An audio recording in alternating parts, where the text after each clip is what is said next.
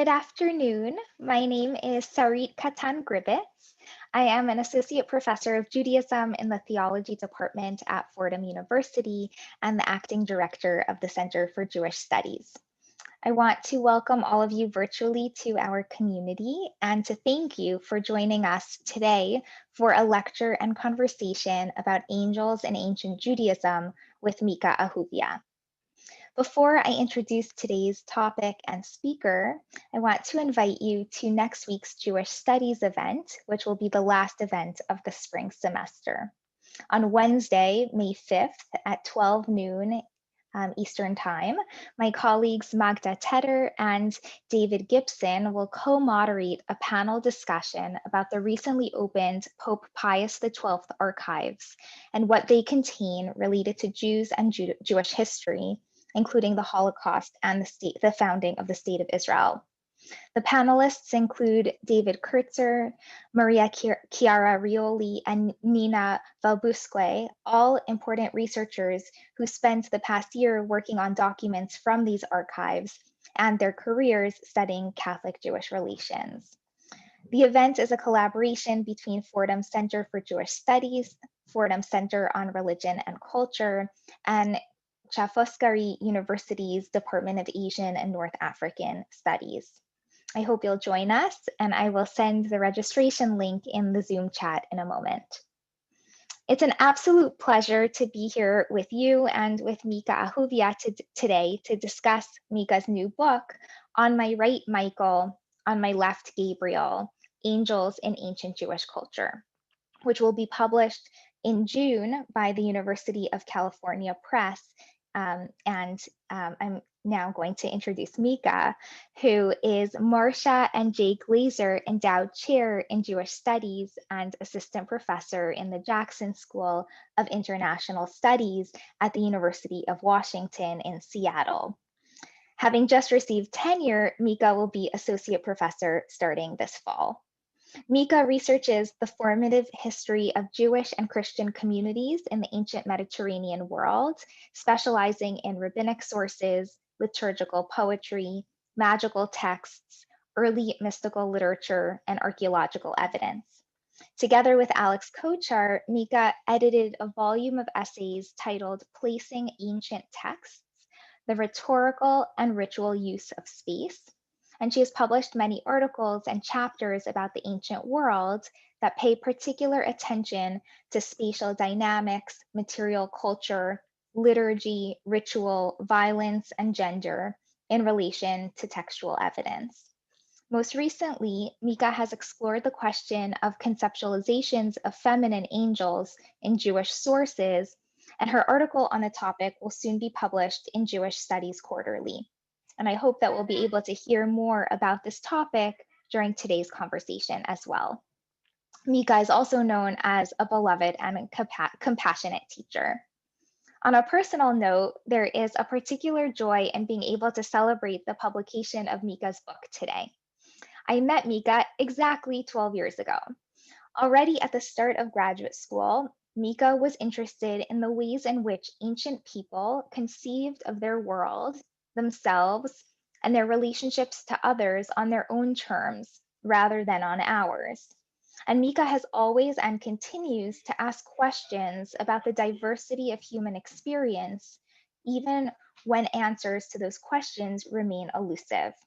When she thinks of antiquity, she's interested not only in the elite men who played big roles in the production of our extant texts, but everyone who constituted society, those who were enslaved, women, children, congregants who filled synagogues, women who sought ritual help for health or love challenges, artisans who created mosaics, and so on.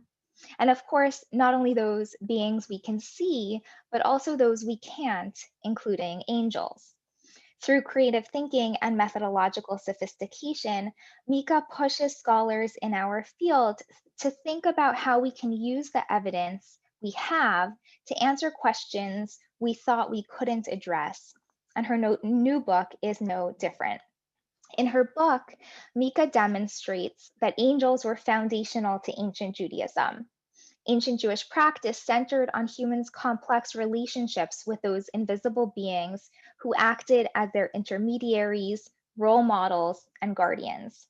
Bringing non-canonical sources into view, about which we'll hear much, I'm sure, Ahuvia, Mika shows that when ancient people sought access to divine aid, they turned not only to their rabbis and not only to God, but also to angels. And in her book, these overlooked stories, interactions, rituals, objects take center stage, offering a new entry point into the history of Judaism and the wider region. Those who want to purchase Mika's book can already pre-order it on the publisher's website, and I'll put the discount code into the chat in a moment. My conversation with Mika about our respective work has taught me a tremendous amount in those intervening years since we first met, and so it's a particular honor to be able to have a more public conversation with Mika today. During and after the talk, I encourage you to submit your questions in the Q&A button on the bottom of your Zoom screen. And I welcome everyone who is here, from undergraduate students to interested people who have never studied antiquity before, to experts in the field, to all participate in asking questions. Mika will speak for about 30 minutes, after which I will join Mika in conversation and pose my own questions and yours to Mika. And if we don't manage to answer all of the submitted questions, we'll be sure that Mika receives them afterwards. Mika, congratulations on your book's forthcoming publication, and thank you for being with us today and sharing your work with us. Thank you so much, Sarit, for that gracious introduction. I'm really quickly going to start sharing my screen. Perfect.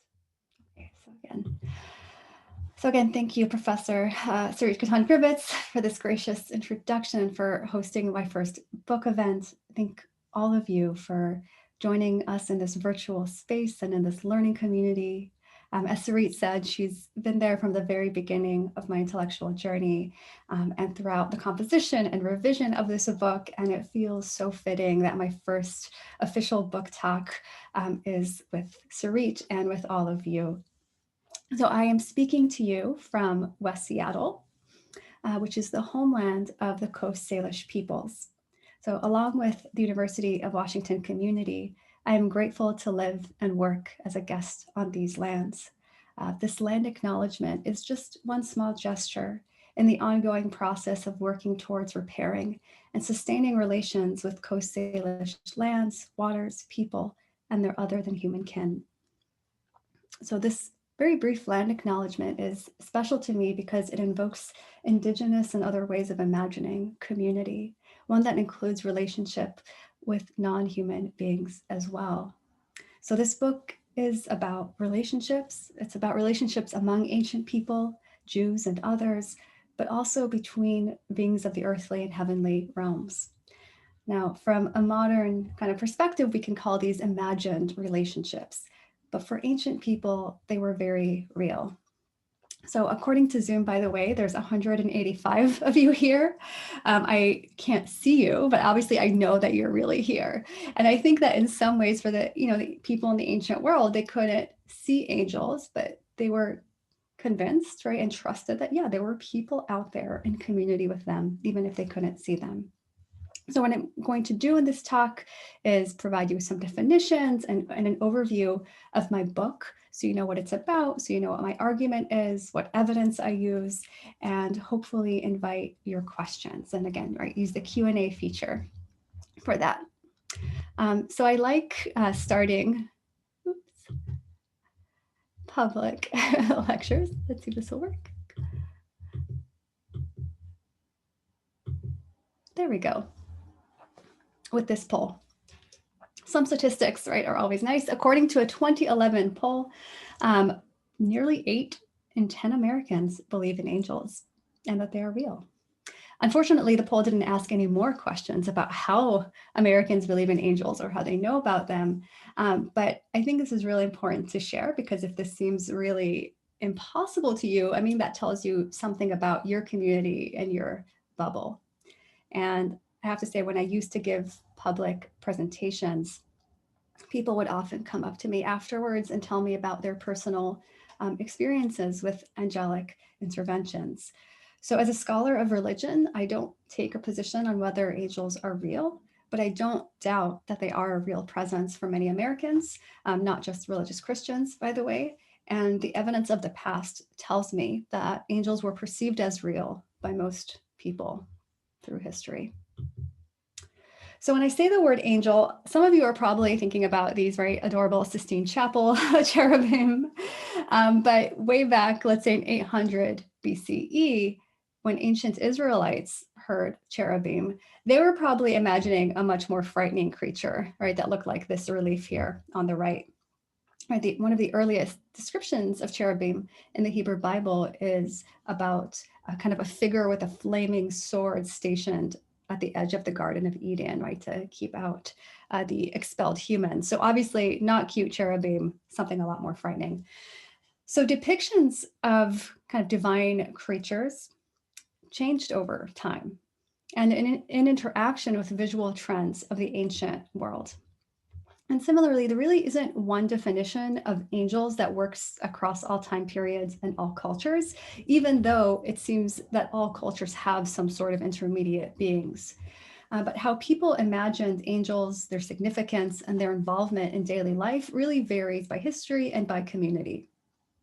One generalization that I feel comfortable making is that, angels may or may not be fully defined in like your foundational texts, but they tend to show up in liturgical and ritual contexts a great deal. So that's actually where I look for angels, is not necessarily in like foundational like texts like the Bible, even though they are all over the Bible, but in liturgical and ritual texts. So as a scholar of late antique Judaism, my answers are going to be based on the evidence, the written evidence, and the material record. And I have to say that in general, it seems that modern people are a lot more obsessed with what angels look like than ancient people. So these are some images of winged figures, probably understood as angels this is from a cemetery, Bet She'arim. Right, so it was a cemetery that was operating in late antiquity. This is an image of a winged figure from a synagogue in the 5th century CE. And this, my book cover is from a sarcophagus in Rome. So these are some representations of what I think Jews conceived of as angels in late antiquity. And, we can see it has something in common with like the visual trends of Greco-Roman culture at large. So based on my analysis of Jewish sources, I define angels as powerful intermediary beings who were subordinate to God and acted in alignment with divine will. Angels were imagined as ever present with the people of Israel, carrying their prayers to the heavens and available to the faithful in times of need. Jews imagined angels of good and angels of evil, that is, angels that monitored evil or monitored evil people. So people today tend to think of kind of angels and demons as inseparable, but the ancients conceptualized angels independently of the demonic realm. Angels were beings with abodes in the heavens, but with many obligations on earth. And again, what angels looked like was much less important to ancient Jews than what angels could do for them on a daily basis. So usually, again, when people ask me what I work on, and I say I work on angels in ancient Judaism, Jewish people in particular tend to say, well, I grew up Jewish and I don't remember any angels growing up. There's no angels in Judaism. So generally at that point, I start reminding them of some really important biblical stories, like, oh, remember the story of Abraham and the 3 angelic visitors, right, who announce that Sarah will bear a son, or the story of Jacob wrestling with an angel, right, depicted here by one of my favorite artists, Marc Chagall. Or there's, of course, the famous story of Jacob's vision of angels ascending and descending. By the way, if it's interesting that in that biblical vision of Jacob's, the angels are using a ladder. Like if you have wings, you probably don't need a ladder, right? But it's just the angels with wings have become so common that he couldn't imagine angels without them. So these biblical stories make clear that the ancient Israelites believed, right, in divine messengers, right, that could at times stand in for God, but also had some sort of separate reality from God, right? So the Hebrew word for angel is malach, right, which can also just mean messenger. But the other way I like to remind Jews of the importance of angels is with a very famous Jewish song called Shalom Aleichem. And I can share in the chat later kind of a link to it in YouTube, but this is a very popular song. The melody was composed in 1908 in Brooklyn, actually, but it's become popular with Jews all over the world. And it describes angels kind of coming into the home and blessing the household, and then leaving on Sabbath Eve. So there are some ancient Talmudic precedents to this song, but it seems to have developed in the 16th century among mystics. And it's really interesting to me that so many Jews know this song, but kind of stop paying attention to its content and stopped noticing this ancient invitation to angels to come into their house. So the Hebrew Bible, as probably students here know, right, is an anthology of texts that spans 1,000 years. My students sometimes note that angels seem more common in New Testament texts, and it's true that angels do seem to become more vivid and common in Jewish texts after 300 BCE. And that has to do with some developments, what we call the Hellenistic era. This is after Alexander the Great comes galloping out of ancient Greece, and conquers Asia, bringing kind of Greek culture and really interesting local syntheses with him. So our latest book of the Hebrew Bible actually dates from the 2nd century BCE. This is the book of Daniel. And that's where we first find these stories of Michael and Gabriel, these angelic princes, these princely angels. We also, in this era, start finding references to the angel Raphael in the book of Tobit, references to 4 or 7 archangels.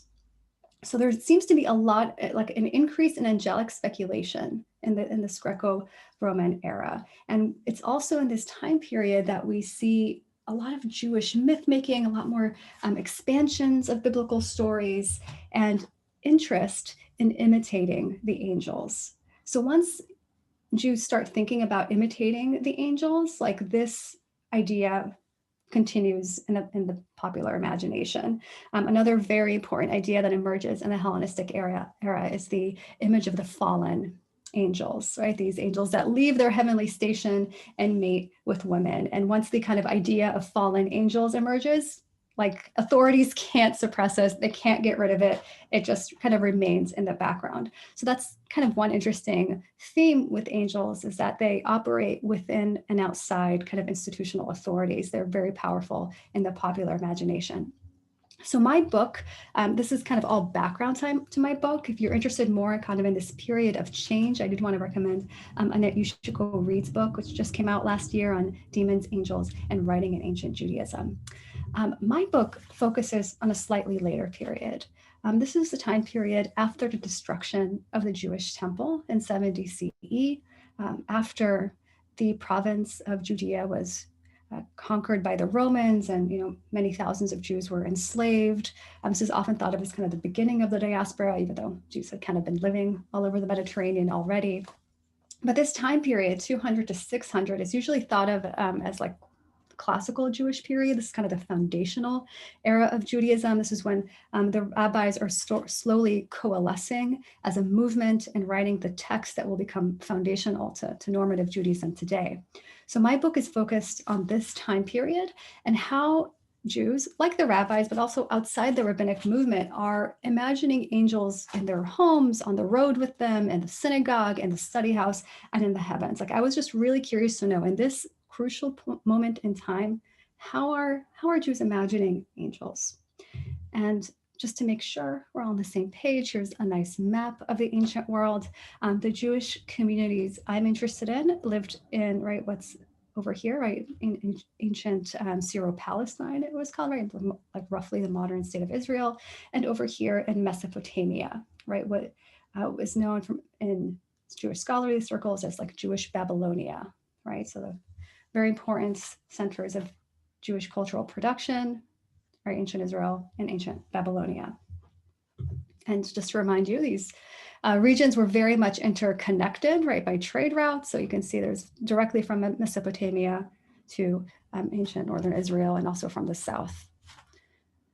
So what's the argument of my book? I think Sarit graciously already told you a bit, but just once more, belief in angels as intermediaries, as role models, as guardians, was integral to late antique Judaism. So it wasn't something peripheral. It wasn't something that only like others or like kind of Jews on the edge did. It was a very basic, actually, Jewish belief. But to really see that, to see how crucial angels were, we have to look beyond the rabbis and rabbinic texts to reconstruct Jewish society and Jewish daily life. So in my book, I look at ritual magical texts, liturgical poetry, and some esoteric mystical texts. So the people that wrote these texts knew the rabbis, and they overlapped with them perhaps, but they were also outside of rabbinic circles. So I do devote 3 out of 7 chapters to the rabbis, right? Because most of our surviving sources were written by ancient rabbis. But I think we have to understand their writings as in conversation with other Jews. And that in fact, we can't really understand the rabbis unless we check out what other Jews were doing. So we have to kind of place sources in proper perspective to see how popular Jewish views are impacting rabbinic Judaism. Okay, so I make my argument over the course of 7 chapters, and I'm going to try to be really concise and give you just like one quick example from every chapter so you get a sense of what the sources are like, and I'm happy to go back to any of these sources in the Q&A. Okay, so chapter 1 is called At Home with the Angels. And in this chapter, I begin with incantation bowls. All right, so you can see a picture of an incantation bowl here. Incantation bowls are... let's see, they're ritual objects. Some people might use the word magic objects, but magic tends to bring up a lot of associations for people that are a little bit inaccurate, because in some ways, these objects are like prayer objects. So several thousand of these bowls have been found. They all come from Babylonia, right? So they all come from ancient Iraq and Iran. And because of the instability in that region, because American archaeologists haven't been working there regularly, most of the bowls that we have access to are coming up kind of looted on the art market, like on the black market. So only a few dozen were actually excavated properly kind of 100 years ago. And where they were originally excavated was in some towns where Jews lived. Again, Jews had been in Babylonia since the 6th century BCE. So by my time period, they've been in Babylonia for 1,000 years. And what's interesting about these bowls is that they kind of reflect what Jewish households were worried about. They really kind of open up a window onto ancient diaspora Jewish communities. So they're simple ceramic bowls, as you can see, and they have these incantations written in a spiral shape usually. The ones I'm going to focus on are in Aramaic, but there are a few that have been found that are in Syriac and in Persian. It's interesting that like 70% have been found are in Jewish or Aramaic. Some of these quote or mention the rabbis, some of them quote the liturgy. So they clearly have a relationship with the Jewish community. I will say that where some of these bowls are from, it's kind of from the southern region of ancient Iraq, and the rabbis tend to be very mean about Jews from those regions and to judge them very harshly, but I don't think it's very scholarly to reproduce rabbinic stereotypes. So I treat these objects as ritual objects because their language isn't a Jewish language. The divinities that they appeal to are Jewish, and they were buried under the homes, apparently, of Jews. That's why they survive. And what they show us is how Jewish men and women appeal to God, to angels, sometimes to biblical protagonists like David and Abraham, sometimes to rabbinic kind of folk heroes and others. And what I love about these texts is that they show us like how Jews could imagine the invisible realm and how Jews saw themselves as being kind of protected or healed by angels. So let's just look at examples so you guys know a little bit more what I'm talking about. Okay, so, and this is obviously translated, healing from heaven and sealing and protection for the dwelling, for the threshold, for the residence, for the house, and for the threshold of this, Paruchdad, the son of Zavinta, and for Kamoy, the daughter of Zerak, and everything which they have, that they may be guarded. They, their sons, their daughters, their oxen, their donkeys, their slaves, their handmaidens, all large or small cattle, which is in their dwelling and threshold, which is in it, and which is going on to be in it from now until forever. So I started with this example because it shows you a little bit about what the ancient household was like, right? So you have a nuclear family, but also, right, a much more extensive household. It's clearly kind of a rich household, but they are worried about something, right? And they're asking for healing from heaven. So what are they asking for? There will cease from this dwelling and the threshold of this family Aramean sorceries, Jewish sorceries, Arabian sorcery, Persian sorceries, Indian sorceries, Greek sorceries, sorceries of the Romans, sorceries which are practiced in 70 languages, either by woman or by man. Right? So apparently this family is very afraid of other people cursing them. So notice, like, if we accuse this family, right, of commissioning magic or sorcery, they would have been like, what are you talking about? We commissioned this bull because we're trying to get rid of other people's sorceries against us. And notice that they're concerned about sorceries practiced by women or by men, right? So we know, everybody, or at least potentially anyone, could participate in ritual magic. So all of these sorceries are brought to an end and annulled by the command of the jealous and avenging God, the one who sent Azael, and Metatron, the great prince of his throne. They will come and guard the dwelling and threshold of this family, and may the gates of sustenance open for them from the four corners of the earth, from above and below. In the name of Kafshiel, who conquers evil from the threshold of this family, right? Amen, amen, Selah. So notice, against all the sorceries, what the incantation calls in is for angels acting under God's command. Right, and you see some names here like Azazel, Metatron, who becomes kind of famous in later ritual magic. But this one, Kavshiel, right, that's clearly from the Hebrew kavash, which is to conquer. So it looks like this angel just happened to be kind of made up on the spot. So I analyze incantation bowls as these ritual objects that are produced as a collaboration between a practitioner and a client, right? So I imagine that, like, this family went to a practitioner and are like, can you help us? We feel like we are being cursed. We're not sure by whom. Can you help us write an incantation that will make us feel more confident? So what I did in my book is I closely analyzed about 100 bowls. And again, there have been thousands that have been found. Only a few hundred have been published. So I just started with the first 100 that were excavated, and a few others.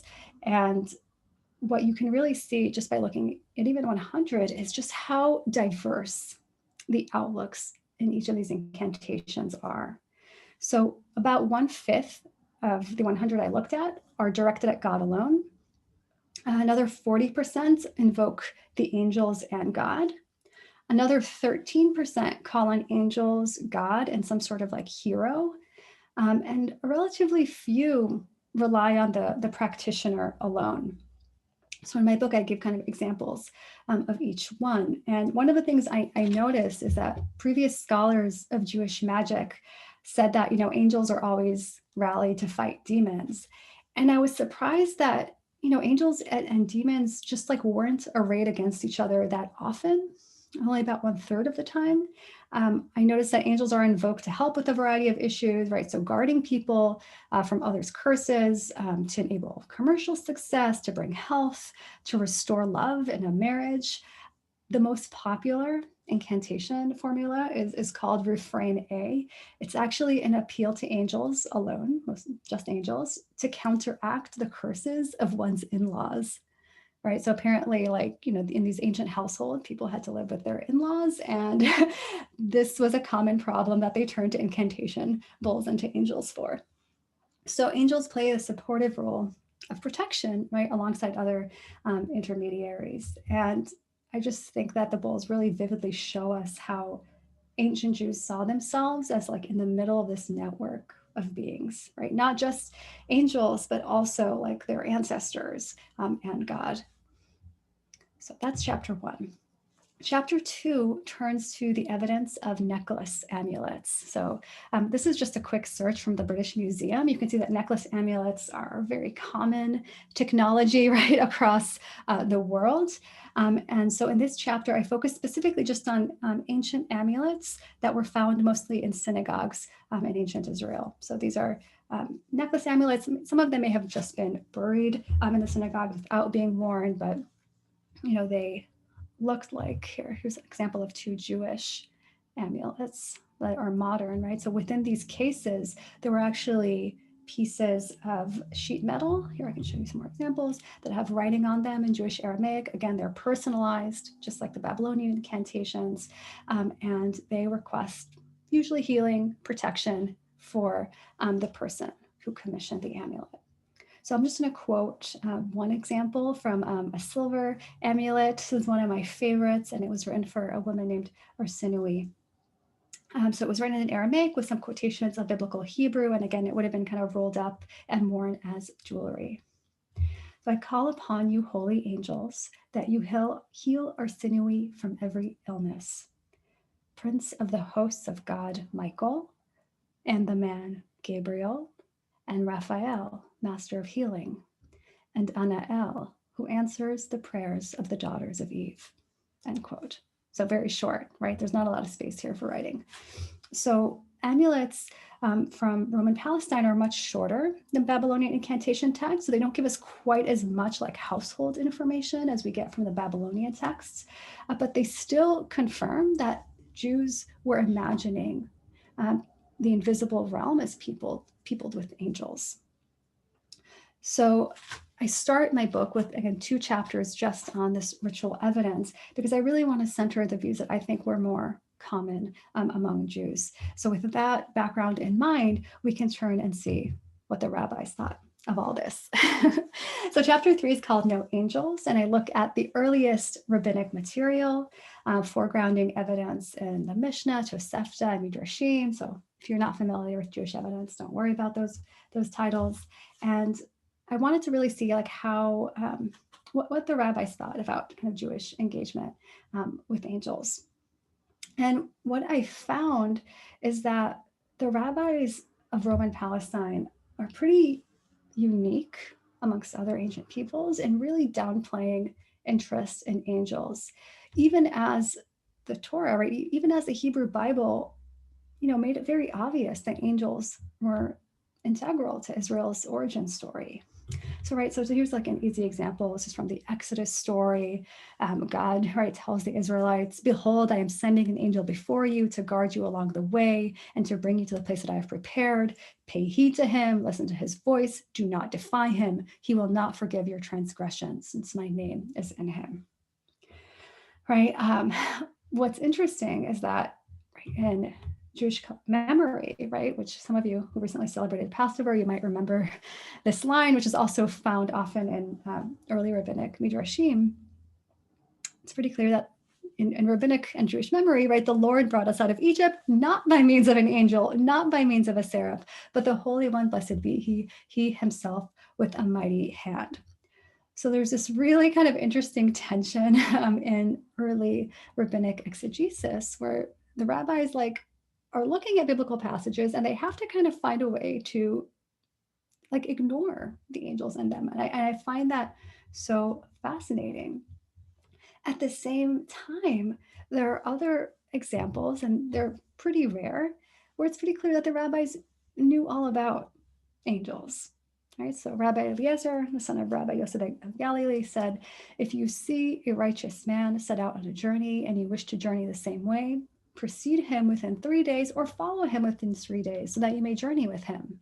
And why? Because angels of peace accompany him. As it is said, for he will command his angels concerning you to guard you in all your journeys.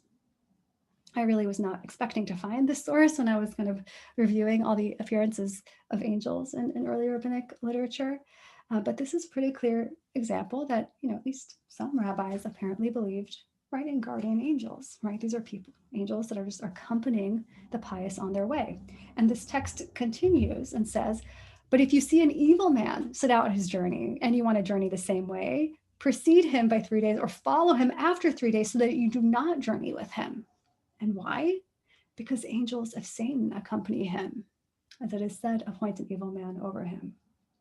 This is a really unusual source, but it shows that belief in angels kind of who monitor good people and angels who monitor evil people was there, right? Was present, and that Jews were imagining all sorts of beings all around them.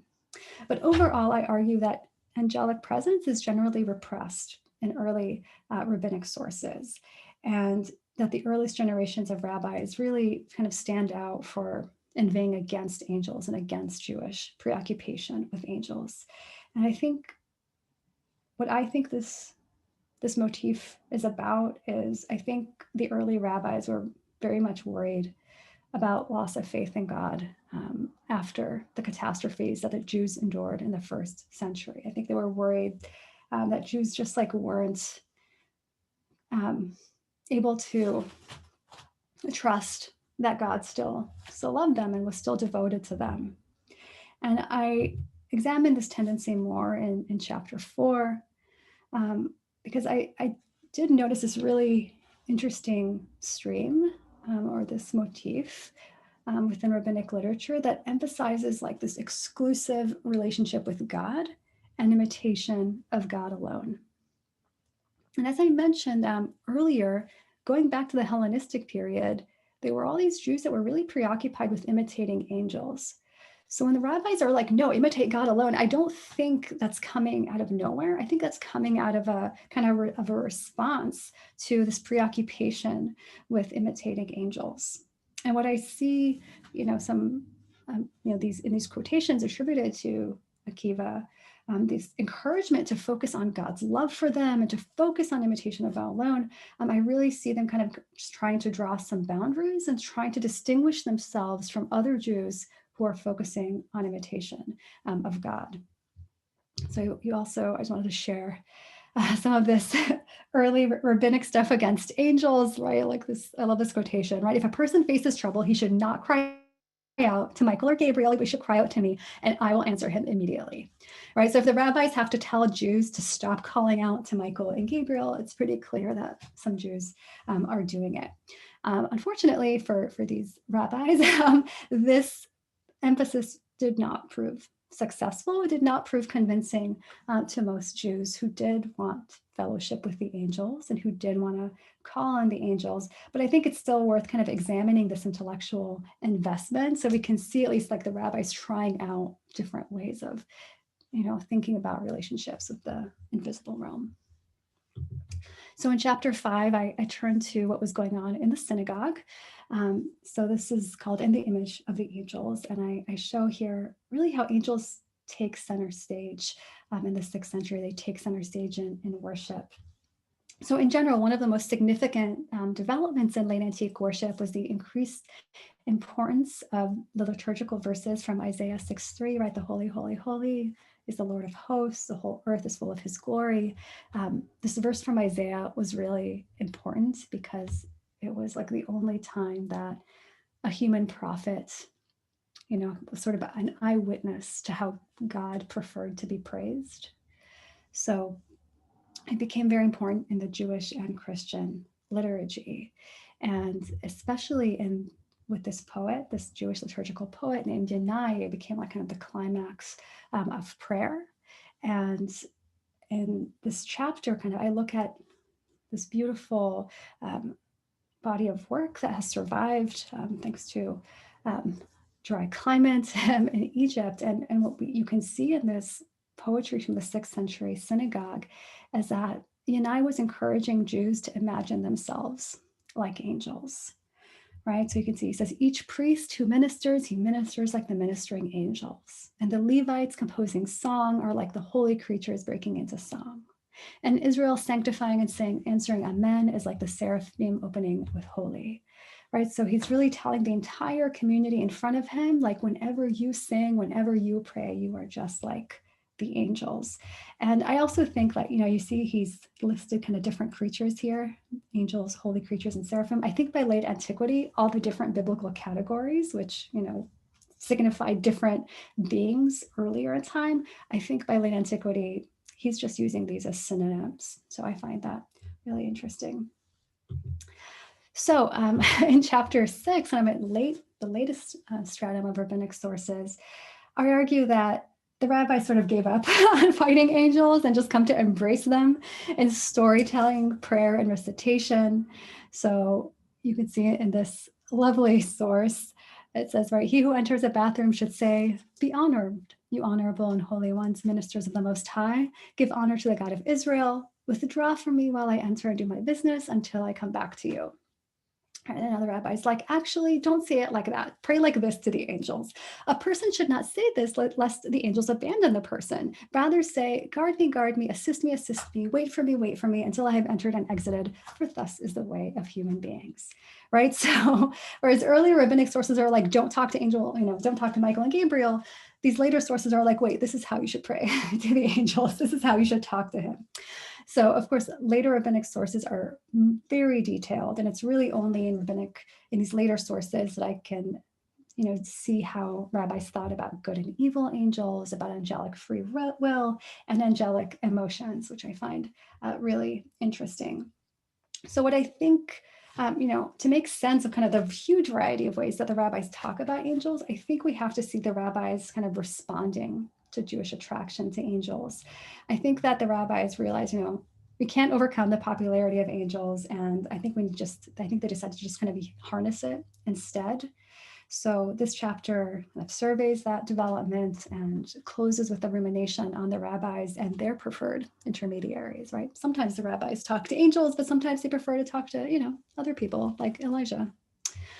So, okay, finally, chapter 7, you all have been very patient, is about the radicals, the Jewish radicals of the ancient world, the Jewish mystics, who were just obsessed with being with the angels all the time, who wanted to pray with the angels all the time and believed that actually they could even like command the angels and tell them what to do. So this is how one of their books from Hechel Rabati begins. It's like the greatest thing of all is that the angels are bound to him and lead him and bring him into the palace chambers of the seventh heaven, right? So they have this like huge conceptual world where they are actually in charge of the angels. But I do think that they're very unusual and kind of extreme in the way that they imagine angels. And, when I say Jewish mysticism, many of you are probably thinking of Kabbalah. This is before the Kabbalah, again, the 6th century. This is kind of a way not taken in Jewish mystical traditions, right? It's never became super popular, but it did expand the way Jews thought about angels and the angelic realm. So I think it's important to include these somewhat esoteric elements to provide kind of a full story of ancient Judaism. So in my conclusion, I summarize the results of my survey, right, showing how angels are integral to Judaism. But I also kind of pushed myself and tried to situate angels in Judaism alongside the way other people in the late antique world were imagining angels. So in like Roman religion and Christianity, Mandaic, Manichaean, Zoroastrian, and into the Islamic world. So I wanted to emphasize that belief in angels isn't unique, but there are certain elements of it that we can say distinguish Jewish belief in angels from other religions.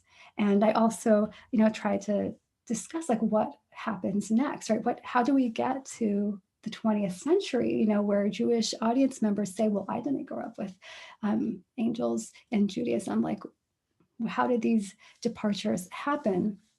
So it's been 35 minutes. I'm not sure how Sarit feels about me continuing to speak about what happens next. Maybe I'll just try to very briefly tell you this. There's no ethnographies of like people interviewing Jews to ask them about angels. So to try to figure out what happened in the 20th century, I started just reading what Jews had written about angels. And I've mentioned Marc Chagall in this presentation. I think he's the most recognizable Jewish painter of the 20th century. He was born in Belarus in 1887, and his paintings really kind of celebrate Jewish life, even as he's recognizing that like that the Jewish villages he grew up with are are declining or being destroyed in his own lifetime. So Chagall painted a lot of biblical scenes with angels, which I showed you earlier on, but he also painted like angels over villages and kind of shtetls, angels observing couples and embracing, and angels above him as he paints. So in his autobiography, which he wrote when he was 35, he actually describes this dream vision of an angelic visitation. So I'll quote his autobiography. Suddenly the ceilings opened and a winged creature descends with great commotion, filling the room with movements and clouds, a swish of wings fluttering. I think an angel. I can't open my eyes. It's too bright, too luminous. So end quote. He does say that this painting from 1918 called The Apparition is based on that, right? So you can see the angel there. What's interesting to me is that Marc Chagall doesn't feel any need to explain this vision to a skeptical audience, right? He was just like, this is normal, and this was like, the world that he paints is the world that he saw. And he makes pretty clear that he's not painting, folktales. He's like this, he was really painting his world as he saw it. So I would say that outside scholarly circles, it's really only kind of the Holocaust and modern catastrophes that have caused Jews to really question divine presence. So I think I'll stop there. And if you're curious about other 20th century developments, I can talk about them in the Q&A, but thank you for your patience. Thank you so much. That was super informative and really great. And I just want to highlight before we start asking questions and thinking a little bit more about all the sources and ideas that you shared with us, that I think what you're doing in this book is two things, and they're related, but it's worth highlighting both of them. So on the one hand, you're telling us a lot about history and content and substance, right? What was the conception of an engagement with angels among a diverse group of Jews in antiquity, right? What did it look like? What did it feel like? When might you go? When might you think of an angel? When might you think that you encountered an angel? When might you wish you would encounter an angel? And that what you're interested in is not what did Jews think of angels, but what are the many ways in which many different kinds of Jews thought about angels, and how did they relate to the ways that other people thought about angels? People related to angels in different periods in different ways, and you show that in rabbinic sources, that early rabbinic sources and later rabbinic sources actually aren't identical in their relationships to angels. You do that geographically, right? That Palestinian and Babylonian Jews both engaged and like invoked angels in their ritual practices and in their ritual objects, but not identically. And similarly, that people thought about and engaged with angels differently in different spaces. And so there might have been, the same person might have had different kinds of conceptions of angels, whether they were at home or in the synagogue or in the market or on the street or on a journey and so on. And so I think what you're doing in the book is giving us this really rich, complex, diverse set of ideas that people held over several hundred years and in many different places and in many different spaces, and trying to like give us that texture. I think that's like the first half. And then the second is methodological, right? It's historiographic. It's saying, how can we actually tell this history in a way that teaches us something new about antiquity, and you do that in at least two ways, I think. Like on the one hand, you say,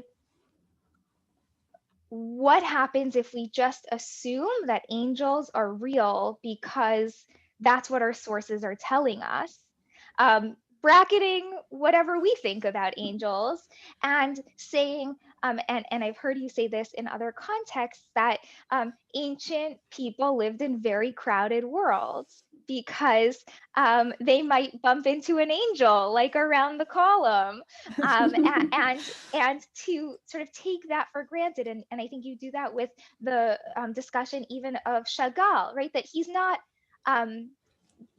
depicting a fantasy, he's depicting his world, and his world consisted of that sort of population in all ways. And then the second is what I think that you're arguing is that the expansion of the sources, like what we choose to study and what we choose to highlight and center and put into conversation with one another, changes the story we tell about the ancient world. So it's not only that it helps us fill in the pictures, but it actually helps us change where the center might be and where the periphery is and what was important. And in a moment, I'll turn to a lot of questions. I mean, it's like blowing up with questions in the Q&A, which is wonderful. But I'll say, first of all, that the tremendous enthusiasm about your talk today gives us a little bit of a sense of how interesting angels are today. And I think that bears out in the sources that you study, in how important angels were also in antiquity. And so when I ask you methodologically a little bit more, I'd be curious to know sort of how you think of that. So here's the plan for Q&A. Okay. I think I would like for us to spend a few minutes talking about the sources and the methodology, then turn to some more questions about specific angels and specific views on angels, and then turn to the reception of these ideas in later history. But let's first start with the title. Someone asked about the title. Yeah. And so I would love to hear you reflect on how the title came about, what it might refer to, and how does it frame your book? Yeah. So on my right, Michael on My Left Gabriel quotes a very ancient prayer that we find it on incantation bowls. We don't always find it like with Michael on my right, Gabriel on my left, like there's different angels named in different places, but it's a very ancient prayer. Our earliest Jewish prayer book is like from the 10th or 11th century, so we already find it there. And it's actually part of what's called the nighttime Shema. So observant Jews say it at night to this day. So it was interesting for, to me, first of all, like, wow, it's in this, ancient bowl. Shaul Shaked, very important scholar of Jewish magic, published it. He actually noticed that it's found in other languages as well. So like, when I read that, I was like, oh, is he saying like this isn't even originally Jewish? Like, what is he saying? But as I was doing, more research, I discovered that there are some early rabbinic midrashim, which describe God accompanying the Israelites through the deserts. And according to this midrash, there were like 7 clouds of glory that surrounded the Israelites, one on their right, one on their left, in front of them, behind them, underneath them, and above them. And I was like, wait a second, this sounds a lot like the invocation of angels on 4 sides, or the invocation of angels on all sides. So I just share this evidence in my book. Like, I can't make a claim of like where this came from, but I do think ritual practitioners like heard some things that the rabbi said. They heard prayers in the synagogue and they're like, oh, we really like that. We're incorporating that into ritual texts. And because they wrote these things down on ceramic bowls and because they buried them, like those sources survive, whereas the conversations, don't necessarily survive. But I think, again, this is one of those really beautiful images that obviously resonated with people, not just Jews, but it became a fixed part of the Jewish liturgy and is said to this day. So when I was trying to think of kind of an evocative title for my book, the editor really liked that one. So I hope it speaks to other people as well. Michael and Gabriel are the most commonly named angels in rabbinic literature. I would say Michael, Gabriel, and Raphael, probably the most famous trio. So yeah, it made sense to single them out on the cover. Thanks for. Thank you so much. Yeah. One additional question is to ask you about how you decided which sources to incorporate into your study. Were there sources that you wish you could have incorporated that you decided not to? And also about the way that you decided to order those sources and your discussion of them and how that works in your book. Yeah, thank you so much for that question. Yeah, so I studied at a Princeton religion department, and I was just very lucky. Like I came to Princeton thinking I was going to study rabbinic literature in its Roman context with some Christianity on the side. But I was really surprised that, we were introduced to scholars of liturgy like Laura Lieber and Afir Moons Manor, who are working on this beautiful synagogal poetry. And we were introduced to, scholars like Gidi Bohak, who's working on Jewish magic, and Michael D. Swartz, who's been working on these mystical texts. And suddenly all these things, all these texts which are so esoteric to the general Jewish public, like we were just learning how to read them. And I ended up deciding on this topic. I wanted something that would bring me closer to ancient Jewish culture, to ancient Jewish people, because ultimately, like, I care about people, and like that's what I wanted to do. And I realized that angels were a way of getting at human concerns. And these were all of the sources that I was exposed to in graduate school. I was warned that it was very dangerous to work with these many sources because each really requires its own set of cautions and precautions. But I did do it, and I relied on a community of scholars to get it right. And I'm really thankful that we are living in a time where there are a lot of scholars working on Jewish magic and Jewish liturgy and trying to bring it to a wider public. So I do want to just, single out Laura Lieber, especially for Jewish liturgy. And Brill has this whole series on magical and religious literature of late antiquity, where they translate a lot of these Jewish incantation bowls and also later Jewish magical texts. So check out Magical and Religious Literature of Late Antiquity. And I have a whole reading list I can share later, but I'll stop there. Well, I want to follow up and ask a few questions that came in about specific sources. Yeah. So the first is about the bowls and questions about where were they located, which I assume means where were they found specifically, who used them, were they made for and by Jews or also non-Jews, how did that play out, and were they ritual objects that were limited to wealthy households, or were they also accessible to those in different social classes? Yeah, so to answer exactly where, I want to show a map. So I'm going to share my screen again really quickly. Okay, so right here is our map of the ancient world. So here is Nippur.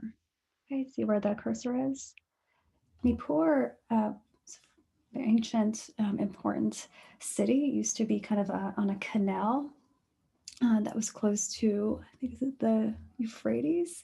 I read about it more in my book, but it is an area where Jews lived for many hundreds of years. And the rabbis refer to this region, in English it's Messene, in Hebrew it's Meshan. So the Jews of Meshan, write questions to the rabbis of Roman Palestine. The rabbis of Babylonia, who were up here, Nahardea and Mahoza, kind of make fun of these Jews from Messene because they don't think they're as genealogically pure as they are up in the north. Babylonian rabbis are kind of notorious for being very snobbish about their genealogical purity. So one of the debates around the incantation bowls was how to deal with them. Like, again, 70% of them are in Jewish Aramaic. Some of them are not. And one of the, initially when they were discovered, like I think scholars are really like embarrassed by them. And so they were like, you know what, maybe these were written by Jews, but they were written for non-Jews, which I just think is like such a strange argument, and like just like betrays like how uncomfortable the scholars felt with these objects. I think, you know, there are bowls that are written with Christian divinities in mind, like that name Jesus. And I'm sure those bowls are written by Christians for Christians. You know, other scholars have been like, well, maybe the practitioners like worked for all religious communities. But I just like there was one guy that was writing bowls like for Jews, for Christians, for Mandeans, and like that's possible. But again, like I look at these bowls as like collaborations, and because they're not the same. And that's the thing, there's such a variety in them, and they describe such different households. So the example I showed was one household that sounded pretty wealthy. Others describe more kind of unusual households, like multiple families kind of banding together, or multiple like women writing a bowl. But like at the end, they also mentioned some other guys. So I don't know, they pulled together some funds so they could request one incantation bowl, and they try to like send protection to everybody that they could. So I like, you know, to think that this is getting us a wider picture of like non-elite sources. But of course, like our view of antiquity is always like partial, and partial to those people who had resources. What is interesting about some incantation bowls is that they're written in pseudo-script, some of them aren't in any language. But what I can tell by looking at those is like, oh, these were actually performed. Like it wasn't just the writing. The writing was clearly important to people, but I think it was the recitation of the incantation out loud, this kind of performance of it, that gave people confidence. This like hearing a practitioner call in the angels or call in the ancestors, like I think that was really empowering for people. So in my article, The Spatial and Social Dynamics of Babylonian Incantation Bowls, I get into this more, which I'm happy to share with you all. But did that answer all the questions you just asked? Yes, it did. Okay. And I'll follow up with a few more sort of source-related questions. There are questions about the prehistory of angels in the period that you study. So on the one hand, portrayals of the heavenly council in the book of Job, where God appears to preside over a collection of heavenly beings, presumably angels, but given a seat at the table, and also thinking about Greek culture and Hellenistic Judaism's encounter with Greek texts and mythology and so on, and wondering sort of what part of sort of Jewish angelic imagining is a vestige or a legacy of pre-Jewish ideas or polytheistic pantheon and so on. Ooh. Complex question, right? So you talk about this a bit in my book, right? So like the seraphim and cherubim in English are probably the most famous like divine creatures, right? So seraphim in the book of Isaiah are described as having 6 wings. Cherubim, I guess, are described a little bit in the Garden of Eden, and then Ezekiel has those fantastical visions.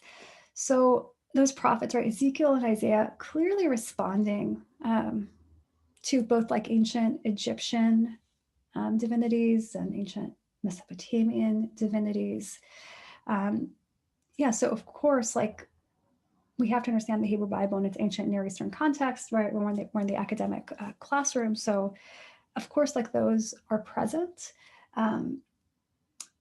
but they become Jewish. And you know what's so interesting about the vision of Isaiah is he's clearly trying to scare people. Like he's clearly trying to like terrify them with his vision of seraphim. But like what Jews take away from Isaiah is like, oh, the angels say holy. That's so cool. Like they totally ignore the parts of Isaiah that they don't find useful, and they latch on to like, this is how you pray to God. So, you know, Jews kind of chose the images from the Bible that they found most meaningful. And what's interesting to me is that by late antiquity, they seem to be treating seraphim, cherubim, and like the holy living creatures, as they're called in Ezekiel, as like all types of angels. And I see that especially in Yanai. He just like loves to pile up all of the names for divine creatures found in the Bible, and then, you know, say that like, oh, Israel, you are like the angels when you sing.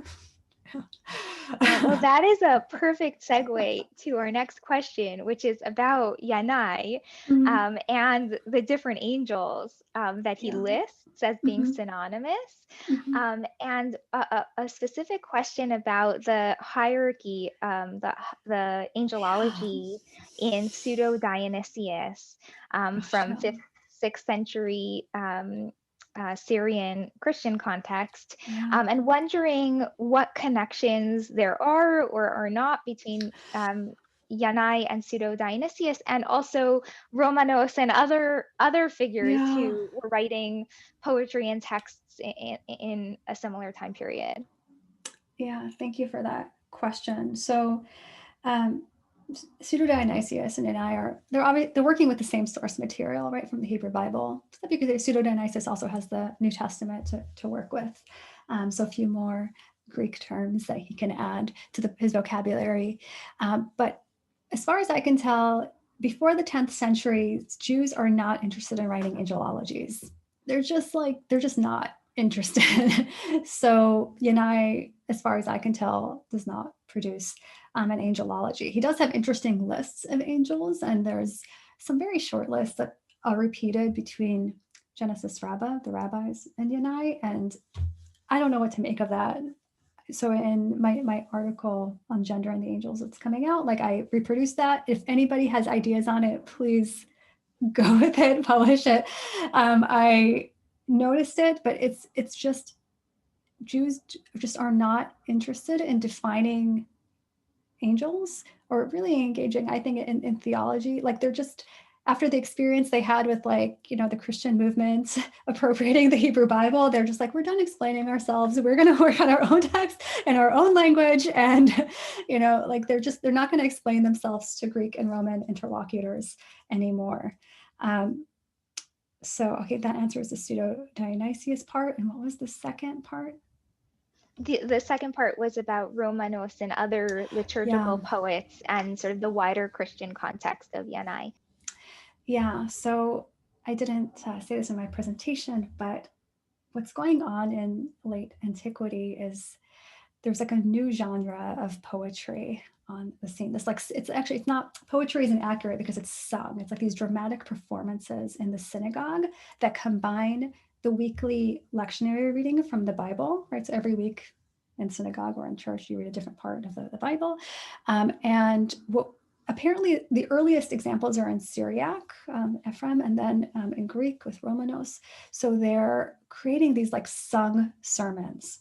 And Yanai apparently and other poets were like, we can do this too. We can do it in Hebrew and we can do it in gorgeous Hebrew like you've never seen. So there are these gorgeous like 9-part compositions. And all of these poets are, I mean, obviously they're making the biblical heroes come to life, but they're also describing angelic presence. And so what I could tell, and I had to read Ellen Muehlberger's book on Angels, Nature, Christianity very closely for this, is that Christian teachers are teaching Christians to imagine the angels all around them when they pray. I don't see Yanai doing exactly that. He is teaching Jews to see themselves as angels, and that angels are praying in the heavens at the same time that they are. But he did seem to want to distinguish himself from what the Christians were doing, at least a little bit. And also, while Christians are encouraging their congregations to, you know, pursue the angelic celibate life, Yanai is encouraging Jews to pursue the reproductive life, you know, and be angelic in that way. So there are like, because of Jewish like ethics in particular, like he tells Jews to be angelic by following Jewish commandments. So that like is an interesting kind of difference between the Jewish and Christian imaginings of angels. But it is also interesting that you can see like both Jews and Christians know that angels are a powerful incentive to pray and that angelic presence is important, but they kind of draw on it in different ways. A final question about the sources that you engage, which is about rabbinic sources in particular. And you took us through the early and the more classical Amoraic sources. But there's a question about what happens in the transition from the Talmudic period to the late Midrashim of the early medieval period. And if you have insights about how rabbis are imagining angels in that somewhat later context, and especially about the power dynamics between humans and angels and God and humans and angels that you note in the rabbinic sources, and sort of how that also gets worked out in the later sources. Yeah, so I stopped short of looking at like Exodus Rabbah. Like, so I stopped with the Babylonian Talmud because Ephraim Melech Urbach, right, has a really beautiful chapter on angels and rabbinic sources, and he like kind of combines early and late. But if you want to like just see all of the sources, like I think he does a really good job. So I always felt like, oh, I don't need to talk about Exodus Rabbah, like someone else has done it. But yeah, once you get beyond the Babylonian Talmud, it's like they're multiplied, they're everywhere. There's no embarrassment. It's completely different from the earlier Midrashim. The later Midrashim are just, they incorporate all of the earlier sources and synthesize them. And yeah, it's such a huge difference in terms of the power dynamic. I mean, their angels are auxiliary. I guess I was looking at Lamentations Rabbah recently for some reason, and so the only source that's sticking out is this very sad moment where, like, you know, the angels are trying to get God's attention and they fail, so they go to the patriarchs and they go to Moses, you know, and like it's just so it's interesting. Like the angels aren't enough, the patriarchs aren't enough, but like all together, maybe, you know, they can console God for the loss of the temple. So now I have a whole set of burning questions about Okay. angels themselves in the ancient sources. So the question that has been repeated most often is about the gender of angels. And to give you an opportunity to tell us about your work about sort of the gendered imagining of angels in these sources. Yeah, so if you had asked me this 6 years ago, I would have had a very different answer, which is that, you know, it just appeared that, you know, angels are sort of the default gender, and the default unmarked gender in biblical Hebrew, right, is masculine. A student asked me 6 years ago whether there were any feminine angels, and at the time I said, you know, I'm so sorry, you know, these sources are really androcentric and there's really not, but it really bothered me because she looked so crestfallen. And so as I was revising my book, I was just looking at the sources and reading them a bit differently. And I just started noticing that there was sort of there were counter traditions. Like Zechariah 5 mentions these winged women. And I was like, it's so, and in Hebrew, it's nashim. And that just like kind of stuck out to me. It's one of the only images in the Bible of women, you know, as any kind of, with any kind of like divine accoutrements, let's say. And then I noticed that Yanai also has, in one of his many lists of like, look at all the divine creatures that God creates, he mentions these feminine, he mentions nashim, women and men and spirits. And I was like, wait, and like I had read it many times, right? Laura Lieber had translated. I even asked her, I was like, how did we not notice this? Like Yanai talks specifically about these feminine beings that God creates in the middle of other created divine beings. And then I noticed that the same list is actually in Genesis Rabbah, so which means that the rabbis knew it. And then I was looking at the synagogue art in Rachel Hachlili's book, and she points out that there is evidence of these winged feminine figures in synagogue architecture.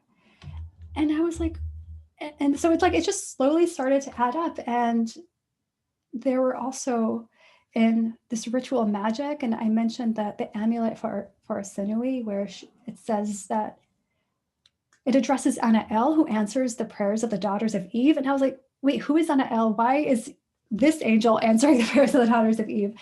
And I started kind of looking at all the sources around Anael. And I found that there's a medieval ritual treatise. It's very weird. It's called The Wisdom of the Chaldeans. It provides instructions on how to draw the angels, one angel for every day of the week. And Friday is associated with Anael, which is true also in Cairo Geniza ritual texts. And Anael is specifically, explicitly like a feminine being that's holding like a comb. And it's specifically useful for love magic. So, there's not like a ton of evidence, but I just suddenly noticed that it's actually, if you look at every single corpus, all of them acknowledge that there could be, right, a feminine divine angel. It's obviously like not a dominant tradition, but it's there. And so I collected that, and that will be published in JSQ later this year. But I think what was most important to me in that article is that, again, going back to Yanai, going back to the synagogue, he's telling Jews, right, that you can be like the angels. There are women in that synagogue too, right? They are also praying. They're also saying the Kiddushah, right? They're also saying holy, holy, holy. So in that moment, when women are imagining themselves to be like the angels, right, they have to also imagine that angels can look like them.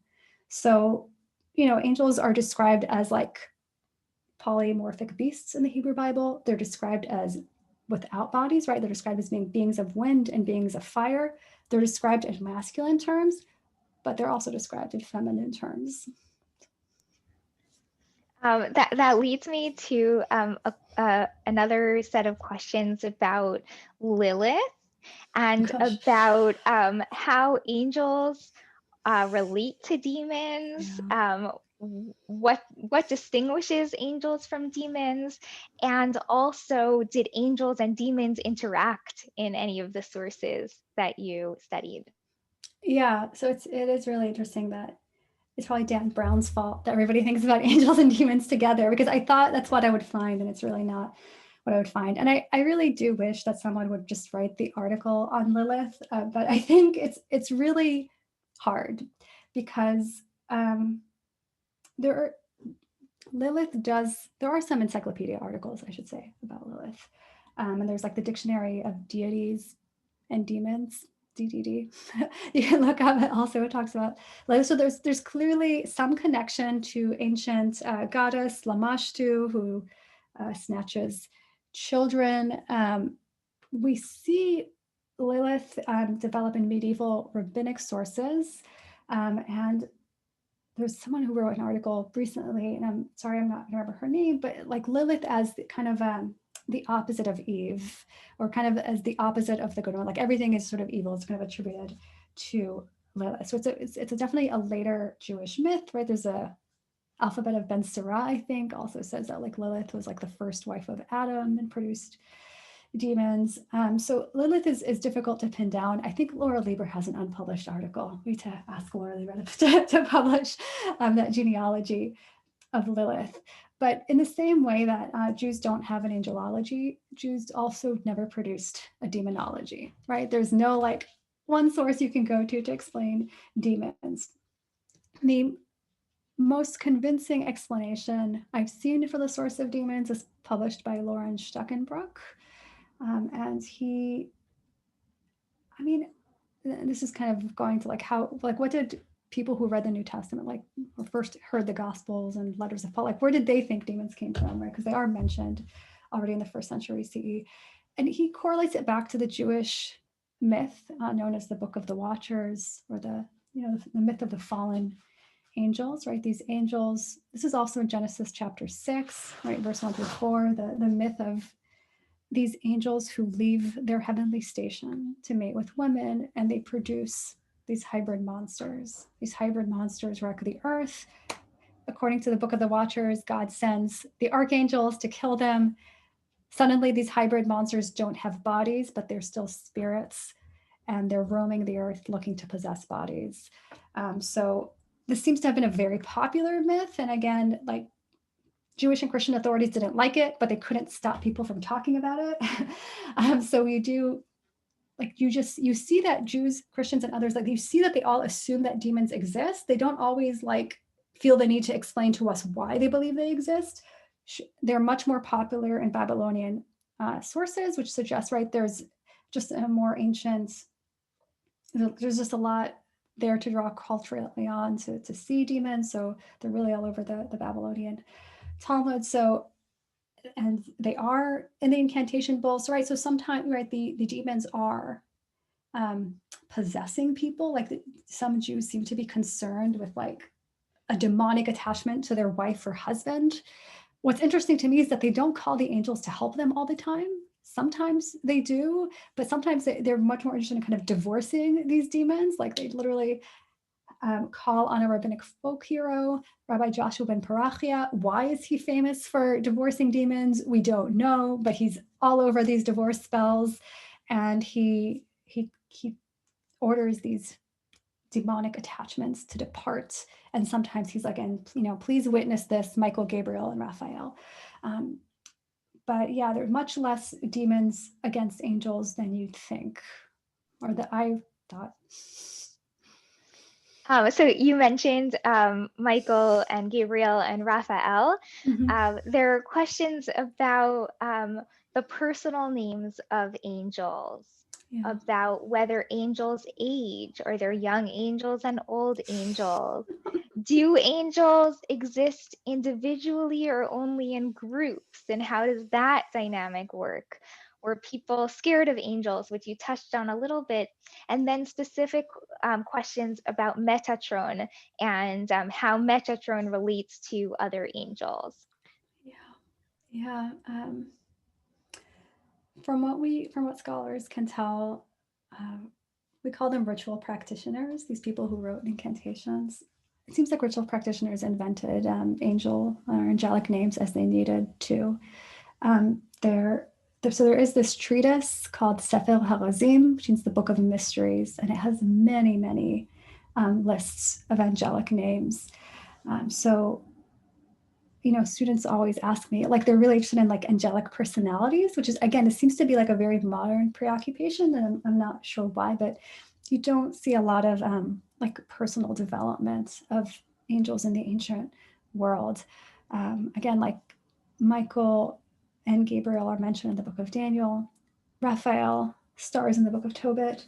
So later rabbis can't ignore them, right? The only three angels that Yanai names are Michael, Gabriel, and Raphael. He doesn't name any other angels. So this preoccupation with other more obscure angel names seems to be a ritual practitioner thing. The rabbis do name other angels, like a Catriel and other ones, or Duliel and Metatron. So there's an article by Yakir Paz about Metatron, which I highly suggest you read, and he really traces the evolution of this figure and how Metatron ends up, I think, embodying some characteristics of Michael and other angels. And our teacher, Peter Schaefer, of course, has also written about Metatron, who for some reason, and particularly I think in Babylonia, becomes this like secondary figure. In later medieval sources, he's associated with another biblical patriarch. So he's one of kind of the few beings that seems to start attracting a lot of myths into his orbit. But I think it's relatively late. It's relatively like 6th century on. Thank you. One of the things that I noticed in your book is the many associations of angels with time. So you start the book with angels being associated with Friday night and the beginning of the Sabbath. And then we have other examples of the Kedusha, that angels are associated with the time of prayer, with the period of creation. And then in the visual materials that you showed, the carvings on the sarcophagus that you showed us with sort of the time of death and sort of the transition from life to death.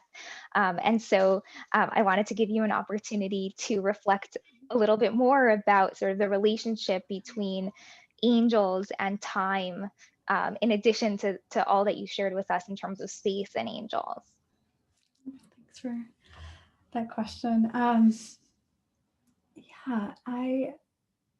Initially, when I started working on this, I did think it seemed like the angels congregate in the chapters of the Talmud that are about benediction, about prayers, which would make sense, and Sabbath.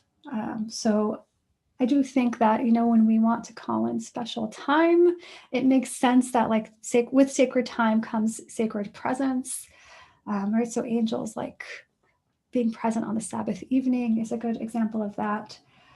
But I think angels also show up at liminal times, right? So when you go to sleep at night, it can be a very scary time. So that's when you want to call in the angels, and a time of death.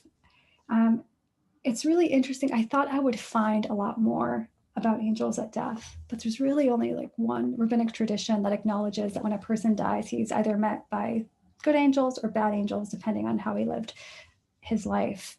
And yet the angels are all over the material remains particularly in the context of death. So yeah, it's so interesting what ancient Jews chose to write down and what they didn't write down. But I do see that at liminal times, angels are present, and at sacred times. In the 4 minutes we have left, I want to turn to reception, and to just ask two questions. And I'll start with the first, which is a specific one about the tradition of angels being associated or assigned to mitzvot, to commandments, that when a Jew does a good deed or observes the commandments, an angel is created. And if you know when and where this tradition developed and the role it plays. So that's one specific question. And then a much larger question, which is to ask you to explain the historiographical contribution of your book. You say that angels have a very particular history and scholarship in Jewish studies scholarship, and the way that modern scholars, wanted to depict ancient Judaism, and where your work fits into that history and reception of angels in the scholarly context. Yeah, so I knew I do. Okay, I think to answer your first question about where we see that idea of an angel being assigned, a person being assigned an angel for every good deed, I think it goes back to the Palestinian Talmud, where it's referred to as a paraclete. Okay, it is in my book. So there is some reference to it, but it does become much more common in later texts, as you might imagine. But there does seem to be some ancient antecedents, and maybe this has to do with legal culture in late antiquity, because of course the way ancient Jews imagine the heavens is always a reflection of what's going on earth, right? So the way rabbis are in the study house, they imagine a heavenly study house. So it makes sense that they see that mirror image. In 1 minute methodology. I think there was a time in the 1950s and 60s when scholars like Yechezkel Kaufman and other scholars wanted to depict Judaism as this amazing, rational, monotheistic religion that gifted the world with monotheism. And to kind of present that argument, they had to downplay all of the angels and all of these stories about angels. And to do that, they could just quote Maimonides, who also didn't particularly like the angels because he was influenced, by Aristotelianism and Arabic transmission.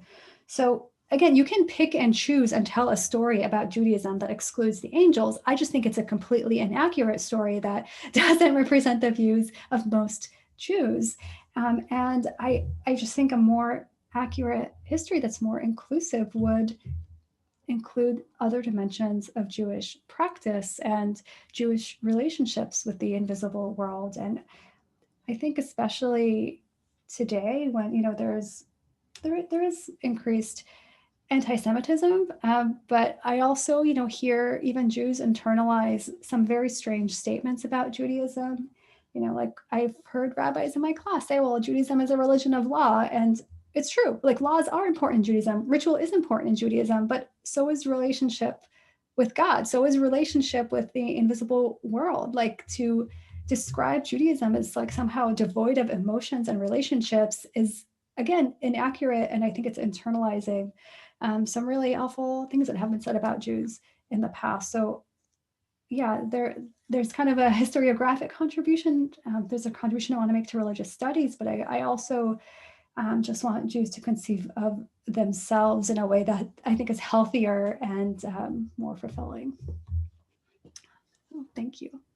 Thank you for an incredibly generous and informative and really thought-provoking conversation. I want to say that there were dozens of questions that came in, and I couldn't keep up with most of them. And so I hope that that's really encouragement that there's a lot of interest in the topic. And I want to encourage everyone who came to read Mika's book and to look out for further opportunities to hear Mika speak. And I want to thank you so much for writing this book and for sharing it with us, and to wish you much luck in the months ahead. Thank you. And you all can invite me to come speak at your campuses as well. So if I didn't answer your question, invite me to your synagogue and I will. So thank you so much. And I hope you enjoy the book.